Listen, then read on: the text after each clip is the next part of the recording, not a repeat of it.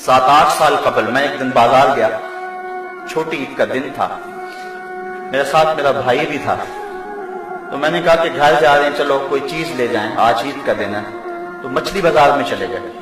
तो मैंने वहां एक अजीब मंजर देखा जो आज तक मुझे भूल नहीं सका। हमने उसे कहा कि हमें मछली दे दे। तो वो मछली को साफ करके जब उसको काटने लगा तो उसका सर एक बाल्टी में डाल दिया और उसके पीछे दुम उसने थोड़ी सी ज्यादा काटी और थोड़ा सा गोश्त जिसके साथ चला गया वो भी बाल्टी में डाल दिया।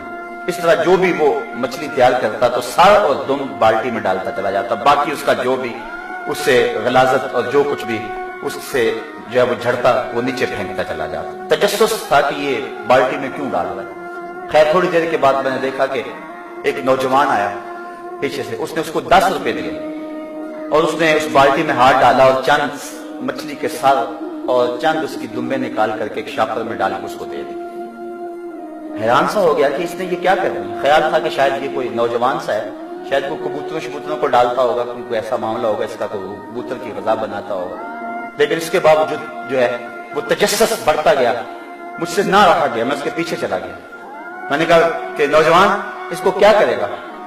तो उसकी नजरें थोड़ी सी झुकी और मुझे कहने लगा इसका शोरबा बनाऊंगा और मछली का मजा मिल जाता है इससे। साहबों मैं ईद के दिन की बात सुना रहा हूं और इस मुल्क की बात सुना रहा हूं। जब इस मुल्क के अंदर लोग ऐसी जिंदगी ईद के दिन भी गुजारेंगे, वो तो हुक्मरानों के गिरेबान नोचने को आएंगे, वो तो अमीरों के घर देख के खुश नहीं होंगे, वो तो कहेंगे इन मोहल्लात को आग लग जाए, जो हम गरीबों के लिए नाने शबीना भी मुयस्सर नहीं है। ये मैं बात जो है वो अपने मुआशरे का दुख आपके सामने रख रहा हूं। अल्लाह कयामत के दिन उतनी देर तक किसी शख्स को अपने सामने से हटने नहीं देगा जब तक ये पूछ नहीं लेगा कि वफीमा अनफक़हु, ये माल तूने कहां खर्च किया है। आज तो इफ्तार पार्टी भी हम करते हैं तो हमारी कोशिश होती है कि उसमें भी 2 अदद वजीर आ जाए और हमारी शोहरत हो जाए। गरीबों को तो कोई वहां भी नहीं पूछता है। वलीमा होता है तो उस वक्त भी हम फरिश्त बनाते हैं तो कहते हैं उन लोगों को बुलाएं कि जिनकी वजह से हमारे घर की जीनत बने होते हैं, फला फला लोग आए हुए हैं। कभी गरीबों को भी ख्याल किया। अली नस्ल कोठियों में रहने वालों, गरीबों की झोंपड़ियों को भी देखो।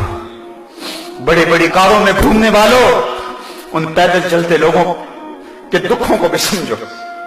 अपने घरों में घी के चिराग जलाने वालों, उन लोगों को भी देखो जो नाने शबीना को तरसते हैं। रात को जिनके घर में चूल्हा रोशन नहीं होता।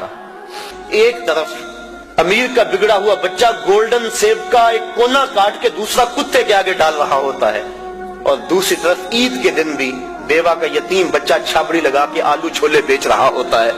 तो जिस मुआशरे में ये तकसीम हो उस मुआशरे में रोशनी कैसे आ सकती है, उस मुआशरे में नूर कैसे आ सकता है।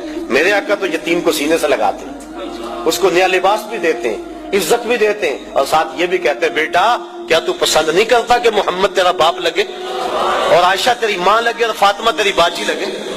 फिर जब वो उंगली थाम के हुजूर की चलता है तो वो कहता है कि था तो यतीम लेकिन मजा आ गया, मुस्तफा की उंगली थामे जा रहा है। ईद का दिन तुलू होते ही दुखियों की मदद, लाचारों की नुसरत और एयानत के लिए कमर बस्ता हो जाएं। लोगों के साथ हुस्ने सुलूक रखें, अपने अतराफ पे गौर करें। गुराबा, मसाकीन, गली मोहल्ले में, रिश्तेदारों में, अइज़ा व अक़रबा में उनकी मदद करें और ईद की खुशियों में उनको अपने साथ बराबर शरीक रखें। ईद नए कपड़े पहन लेने का नाम नहीं है। लोगों के साथ हुस्ने सुलूक और अच्छे रवैये, तर्ज मुआशरत की खूबसूरती का नाम ईद है।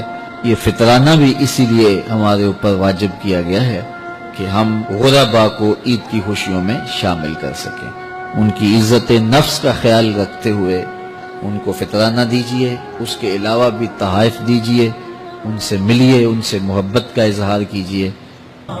इस वीडियो को शेयर जरूर करें, हो सकता है आपके एक शेयर से ये बात किसी के दिल में उतर जाए।